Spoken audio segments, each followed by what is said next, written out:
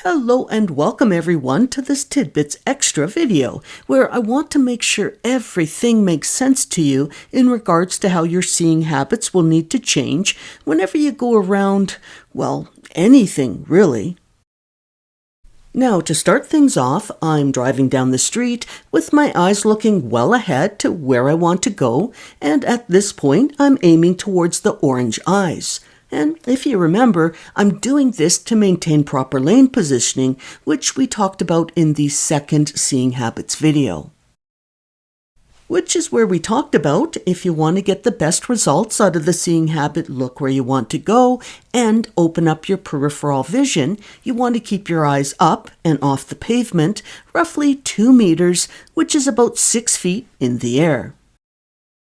And then I gave the famous tip, which is, as you're looking well ahead, you'll need to guesstimate where you think a vehicle would be traveling in the area that you're aiming for. Then use that reference to determine the lane positioning you'll need to get to where you want to go.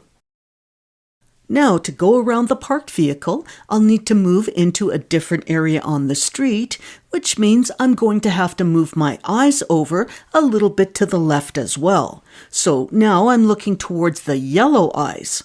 This way, where I'm looking is now accurate for where I plan to drive. Now, a big part of you will want to look at the green parked car because you don't want to hit it, but that's the opposite of what you should do, because where you're looking is where you're steering. So feel free to take a quick glance at the car once in a while, but only for a second or two. And then your eyes are back, looking down the road in the new position where you're trying to go. Then, once the approaching vehicle clears the area and it's safe to go, I'll move into the area around the parked vehicle, and just as before, I'll make sure to leave enough room as to not fall for the old smack you with the door trick. And then once I've cleared the parked vehicle, I'm back in my proper lane positioning, heading down the road, and I'll finish things off with a quick rearview mirror scan.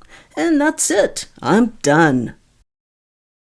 Okay, that's it for this little tip. Now, if you find these videos helpful, I just ask that you help me keep this project going by hitting the like button, because as I understand it, that does need to be done per video. And if you haven't subscribed yet, well, go ahead and do that as well. And you might as well go for the trifecta by hitting that notification button. Alrighty then, we are done. So stay safe out there and take care.